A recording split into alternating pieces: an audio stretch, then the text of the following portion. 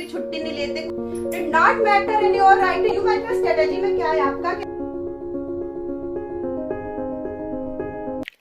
बहुत सारे बच्चे पता है पूरी साल रगड़ते हैं अपने आप को, बिल्कुल भी छुट्टी नहीं लेते, कोई भी क्लास बंक नहीं करते, लेकिन उनके मार्क्स कैसे आते हैं बिल्कुल कम। लेकिन कुछ बच्चे ऐसे होते हैं पूरी साल मजे लेते हैं, लेकिन मार्क्स कैसे आते हैं एकदम बहुत अच्छा स्कोर करते हैं। वो क्यों करते हैं? क्योंकि उन्हें पता है कि how to write answer in your exam, में किस तरीके से अपने पेपर को प्रेजेंट करना है इन एग्जाम में। तो अगर आप क्लास 10th में 12th में तो आपका बोर्ड है फेम में, तो ये वीडियो आपके लिए बहुत इंपॉर्टेंट है, तो इसे स्टार्टिंग से लेके एंड तक देखते रहिएगा, स्किप मत करिएगा। सबसे पहले आपको क्या करना है, do not use short form. आपको शॉर्ट फॉर्म को यूज नहीं करना है, क्योंकि आजकल बच्चों की हैबिट जो बिल्कुल खराब हो चुकी है व्हाट्सएप लैंग्वेज से और प्लस इंस्टाग्राम लैंग्वेज से। Next, single cutting. अगर आपका कोई आंसर गलत हो गया है, कोई कीवर्ड्स आपका गलत हो गया, तो उस पर सिर्फ एक सिंगल कट कीजिए, उसको यूं यूं यूं यूं पूरा मत रगड़िए, ठीक है। क्योंकि एग्जामिनर जो है ना वो कंफ्यूज हो जाता है, उसको बहुत चिढ़ हो जाती है, तो वो आपके मार्क्स वहां पे क्या कर देता है, कट कर देता है। Next, underline. आपको क्या करना है, अगर आप कोई भी क्वेश्चन कर रहे हैं, जैसे 5 मार्क का आपका कोई क्वेश्चन है, तो उसको आपको क्या करना है, अच्छे से मतलब प्रेजेंट करना है। और कीवर्ड जो भी है, जैसे कि एक क्वेश्चन में 5 नंबर का आपका कोई क्वेश्चन है, तो उसमें कम से कम 3 कीवर्ड्स होने चाहिए। आपके क्या होने चाहिए, 3 कीवर्ड्स होने चाहिए। उनको क्या करना है, आपको अंडरलाइन करना है, मोस्ट इंपोर्टेंट। Next gap. अगर आप कोई सेक्शन कर रहे हैं, जैसे सेक्शन ए, आप सेक्शन ए कर रहे हैं, ठीक है, उसका क्वेश्चन आपने ए किया, उसके बाद जब आप क्वेश्चन आपका 2 करेंगे, तो वहां पे आप गैप देंगे कम से कम 1-2 लाइन का, तब आप क्या करेंगे, क्वेश्चन नंबर 2 स्टार्ट करेंगे।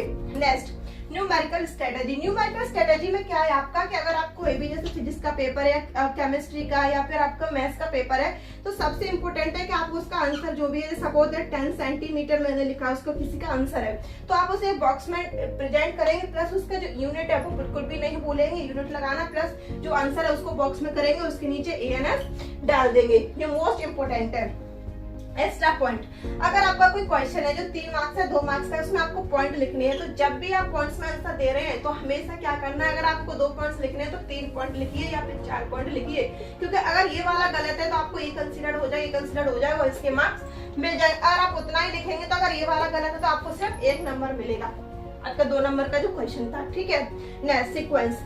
देखिए यहाँ पे बच्चे बहुत गड़बड़ करते हैं, बहुत ज्यादा कंफ्यूजन कर देते हैं एग्जामिनर के लिए। वो क्या करते हैं, जैसे सेक्शन आपके 3 है, A, B और C, ठीक है। इसमें जैसे 10 क्वेश्चन है, इसमें 15 क्वेश्चन है, या फिर इसमें 5 क्वेश्चन है, मैं ऐसे सपोज मान के चलती हूँ, ठीक है। तो जब बच्चे इस वाले सेक्शन को कर रहे होते हैं, तो इसमें से 2 क्वेश्चन किए, नेक्स्ट आपने उन्होंने क्या किया, B सेक्शन को लिया, इसमें से 1-2 किया, फिर उन्होंने C सेक्शन को लिया। तो इस तरीके से क्या होता है, एग्जामिनर को कंफ्यूजन हो जाती है, वो समझ नहीं पाता है। और बच्चों, आपके पास टीचर है, उसके पास एक कॉपी नहीं है आपकी जिसको वो अच्छे से चेक करके नंबर दे सकता है, उसके पास हजारों कॉपियां होती हैं। तो उसको कंफ्यूज मत करिए, आप भी कंफ्यूज मत होइए, उसको भी कंफ्यूज मत करिए। सीधा सीधा यहाँ पे फंडा ये है कि अगर आप सेक्शन ए को उठा रहे हैं, तो इसके पहले सारे क्वेश्चन को पूरा कीजिए। हाँ, इसके क्वेश्चन इस मतलब सेक्शन ए के अंदर जो भी आपके सब क्वेश्चन है, उनको आप ऊपर नीचे कर सकते हैं, लेकिन सेक्शन के जो क्वेश्चन है उनको ऊपर नीचे नहीं कर सकते। इससे आपका बहुत लॉस हो जाएगा, बहुत लॉस हो जाएगा।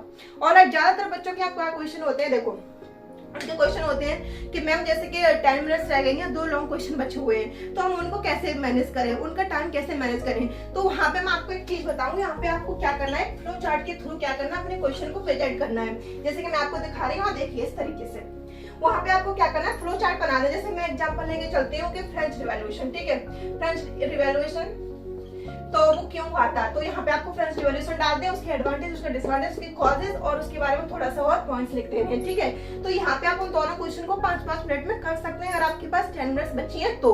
दूसरा क्वेश्चन ये है बच्चों का कि मैम अगर हमसे कोई मिस्टेक हो जाती है, हमने पूरा क्वेश्चन लिख लिया और वो गलत है, तो उसको हम कैसे मैनेज करें। तो बेटा उसको कटिंग वटिंग करने में उसका टाइम वेस्ट मत कीजिए, उसको वहाँ छोड़ दीजिए और नीचे से फिर से स्टार्ट कर दीजिए, एक लाइन छोड़कर। अगर टीचर को लगा तो उसमें भी वो मार्क्स दे देगा, प्लस उसको नीचे भी मार्क्स दे देगा, क्योंकि आपने वहाँ पे कीवर्ड्स में अंडरलाइन करके लिखा हुआ है। तीसरा क्वेश्चन ये होता है बच्चों का कि मैम अगर हमारी स्पीड कम है तो हम क्या करें। अगर आपकी स्पीड कम है बेटा, तो देखो आपकी स्पीड बहुत ज्यादा लो है, तो आपको कुछ भी नहीं करना है, आपको आराम से अपने पेपर को क्या करना, प्रेजेंट करना, जो भी आपकी सेक्शन करते जाइए। अगर आपको लगता है कि टाइम मैनेज नहीं हो पा रहा है, तो जो लॉन्ग आंसर है उनको आप क्या कीजिए, फ्लो चार्ट के थ्रू प्रेजेंट करना शुरू कर दीजिए। तो मोस्टली बच्चों के 3 क्वेश्चन होते हैं, ये 3 क्वेश्चन जो उनके फालतू क्वेश्चन नहीं होते, साइंटिफिक मेथड है, क्योंकि बच्चों के मन में यही क्वेश्चन उठते हैं और एग्जामिनर भी इन्हीं सब चीजों से कंफ्यूज हो जाता है और आपके मार्क्स क्या कर देता है, डिटेक्ट कर देता है। तो अब आपको क्या करनी है, मिस्टेक नहीं करनी है। Do not use short form and single cutting करनी है एंड अंडरलाइन करनी है कीवर्ड्स। एक लॉन्ग क्वेश्चन में कम से कम 3 कीवर्ड्स आपके होने चाहिए, वो अंडरलाइन होने चाहिए। और गैप देना है आपको एक क्वेश्चन के बाद।